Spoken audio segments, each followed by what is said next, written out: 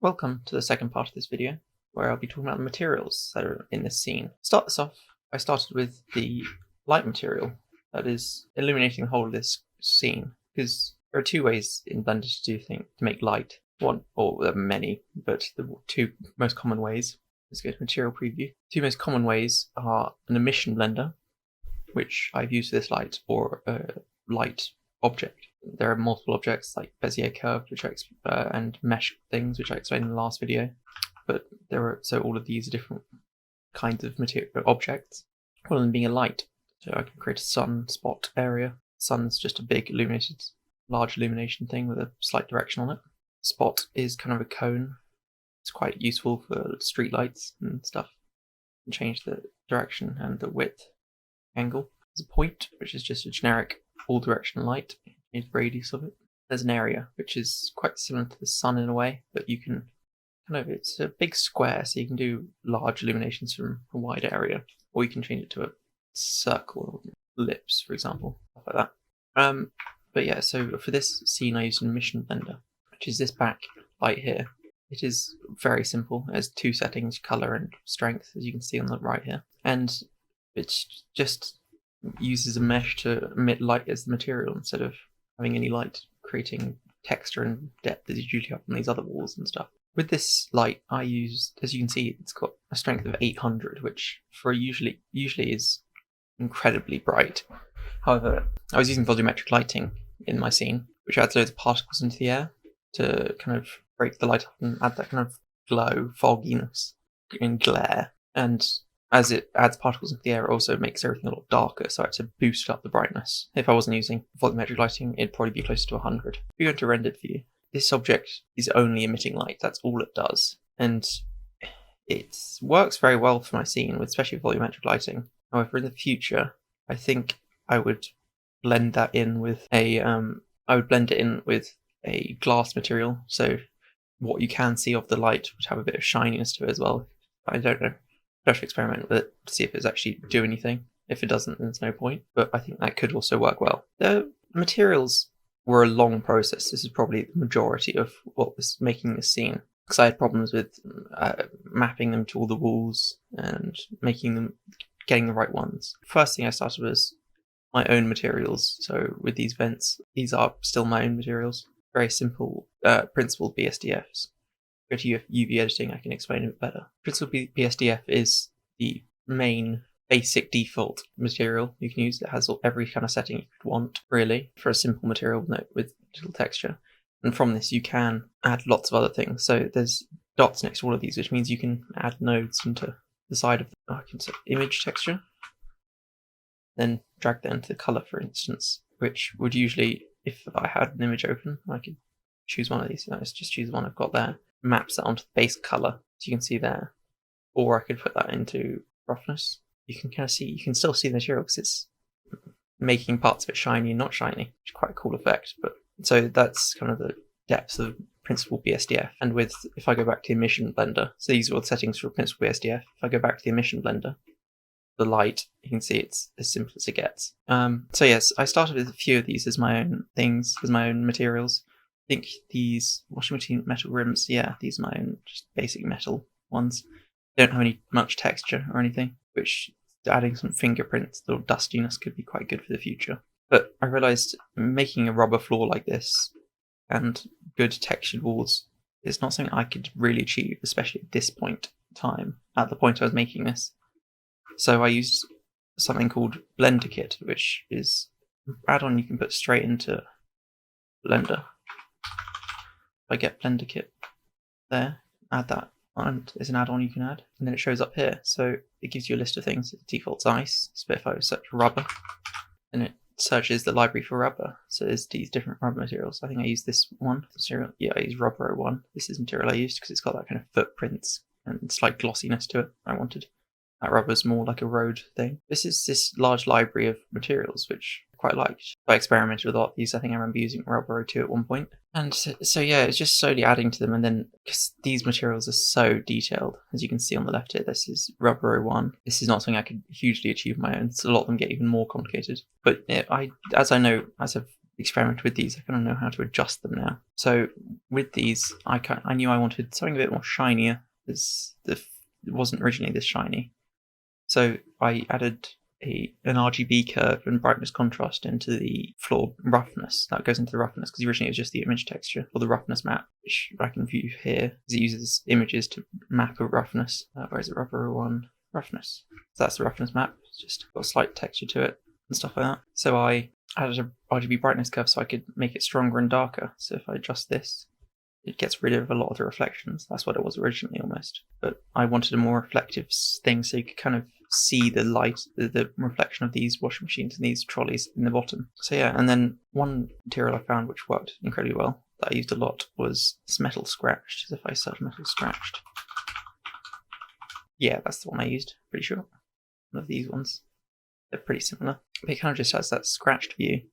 It's also incredibly reflective, which is what I wanted to reflect the rest of the scene. Is something I had in my original scene was incredibly important, I think, was the reflection in these of the wall and the laundry of this on the right. So you could see the reflections. It rendered my FP too low number of rays. It's also so slow as there's so many materials. You can kind of see it. It kind of reflects the light and this beam and laundry baskets in this, which something I really wanted to get. So yeah, it was just a lot of playing with the materials and then keep adding them. So with this, it's one object, so you can assign multiple things to the same one by selecting an area and clicking assign or select assign to assign that area to that material. So I did a lot of that, slowly adding. And then with this, it's metal scratched again. A plastic, which I used in place. Took me a while to find the right plastic that was slightly shiny, but also rough enough to have some texture and not metallic reflective. So I used that again here, and metal scratched for each of these,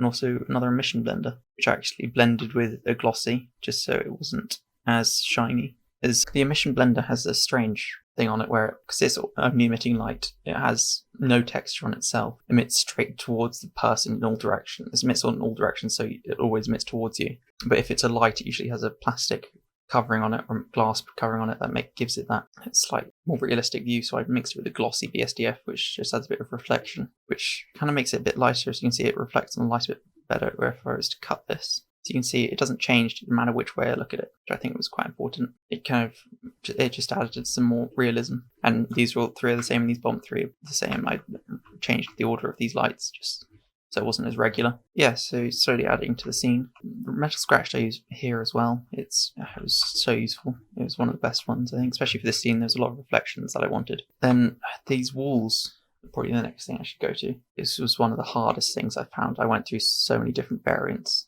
and stuff. I don't have all of the different materials I originally started with, as I deleted them to save some space. These were all the materials I ended up with. I think Wool Blue Chips was one which I didn't use. There are a few more blue ones which I tried using, it just didn't work. But if I look at the original image, which I might have to open up here. Yeah, Laundrette there. So you can see this right wall's very reflective. You can see it with a light in the background reflecting off of it directly. Whereas the wall behind it is much more rough and painty, where it doesn't reflect as much. So I struggled to get this right. One thing I tried was texture painting, which obviously is stands out quite a lot of what it's quite complicated. I still haven't fully got it to work properly, but it allows you to draw on one of the wall with another texture, and I've got a drawing tablet so I can have a bit of softer touch to it and have a bit more gradient, but it allows you to paint on one texture onto another, which can add that glossy reflection back into a rougher wall. But as you can see, I painted it here. If I go back to UV editing, there isn't actually anything there. There's no change. And this is one of the problems I had. There's a problem with my broken geometry. So I have this raised floor with loads of sides. There's this inside area. This is all one object, this wall. There's two sides on top of each other pretty much here. Then this pushed out to the side with a solidify on top. Everything's just pretty awful. The UV maps, so if I select all of these sides, you can see this is the UV map of how this object is put on top of the object in here. So if I go to old blue plastic base color, if I stop selecting these, this is what the UV maps look like. That's what the added texture, that's what I drew in texture painting, which is here. which I'll get rid of because I don't want that anymore. But this is the old blue color base thing, and then if I select all the sides, this is how these sides are mapped onto this image. So this side is there on the image, this side is there on the image, and because the geometry is so messed up, it doesn't really make sense in a way. And I struggled to get it right, which meant texture painting. What you can see here isn't the same as what you can see in the UV editing. It duplicates in places as well. So I just struggled to get that right. But I would like to get texture painting right in the future, as it can really help with adding some of that grittiness and dirtiness to a scene. And as you can see, this back wall I just ended up using a completely different material for this back wall. I tried to get the materials colours as close as possible. And this looks a lot better when it's in the rendered view, as it kind of gets blurred. But so yeah, this is a different material, which is wool blue chipped. And yeah, it's just a slightly different material with a different texture and a different roughness. So I used a color ramp to change the amount of roughness in the scene. If I adjust it, it changes how much roughness. It's kind of hard to see if I can maybe go an angle. It's really glossy, you can see there. So you can change the glossiness of it. Yeah, it's just trying to find the right mix between these two walls. So this is where the bad geometry that I talked about in the last video really came out and gave me problems with getting these materials right. As you can see, these don't line up. There's a cut there and stuff. Doesn't fully blend, but I tried my best, and I think I'm quite happy with the result. Definitely could still be improved. But yeah, so there's quite a lot of materials in this that I kept slowly adding and adjusting and moving around. And one thing I would like to, so as I said, I did not have the ability to make these at first. I didn't know how to. So I used Blender Kit, which was godsend really, and I will probably use again.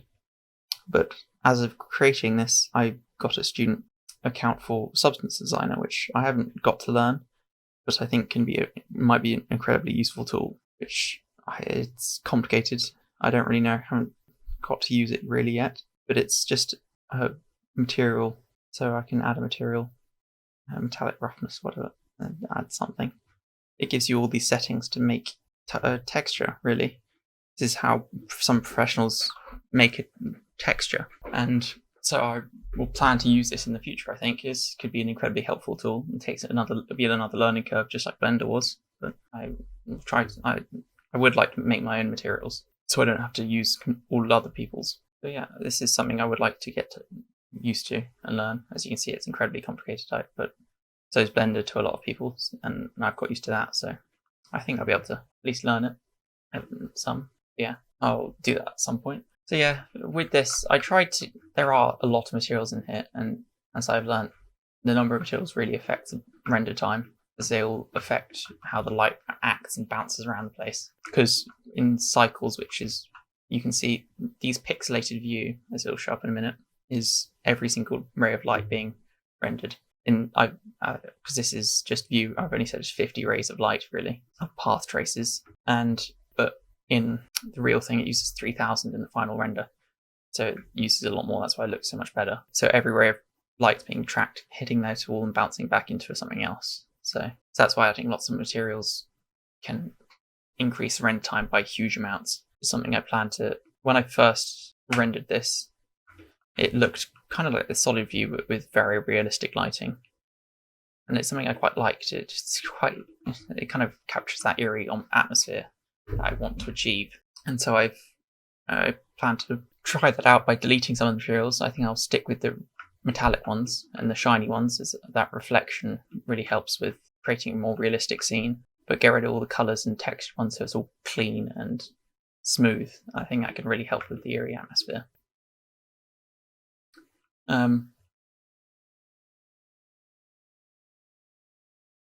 Another one I would just like to mention, this tile. So this tiled ceiling can really show the depth of node system, as you can see on the left. Photo office tiles. It basically uses a different map for each thing. So there's a roughness map going, a metallic map going to metallic and roughness. So this office tile, I think, really shows the depth of like what you can do with these image textures, because all these images are pretty much the same in a lot of ways. If I go to not just tiles, so base color, as you can see, it's just a simple grid, but then you've got displacement, which is the grid again practically, so it pulls it out. It's actually flat, but looking at this, it does look like it's got some depth, especially when you've got light bouncing off of it in cycles in the rendered view. You got a metallic, which is the opposite. So the white is where it's metallic, so it makes the beams metallic, but not everything else. Then you got normal, which does pretty similar to the displacement, but kind of a bit better in a way. So yeah, it kind of, all of these on top of each other make almost two materials on top of each other. So these squares are one material, and these the others. These are very metallic, these beams, but the boxes aren't. So I thought these office tiles were quite. I obviously didn't make these myself, but I think these are quite cool materials, and I think that's something I will be able to achieve in Substance Designer, and it's quite good for making tile-like substances. Another material I would like to talk about, which I used in a few places, was this one, which is dusty glass. As you can see, it looks quite simple, really. It's using generated coordinates of just basically, which is just basically where the object is in space. Put it into this one thing, into another. And this is one I found off Blender Kit again. And so you can combine all of your nodes into one group node and have your own settings kind of thing. So that small thing is actually this huge thing of lots of others, taking a map and then into a noise texture, into multiply and add noise. So it's adding lots of noise on top of each other, multiplying it and adding it and multiplying it, and making it stronger, multiplying it, and then into a principled, into a mix shader. So it's mixing a principled and a glass, and then outwards into the group output. So it makes this kind of dusty glass effect, which obviously in this you see the tree reflections. Going to rendered, you'd be able to see through it. But I think it's quite a cool thing to create your own node and then compress it all into one small node that I use in multiple different places. You can see the reflection there, but you can, because the number and stuff's so low, you can kind of see the fire extinguisher outline.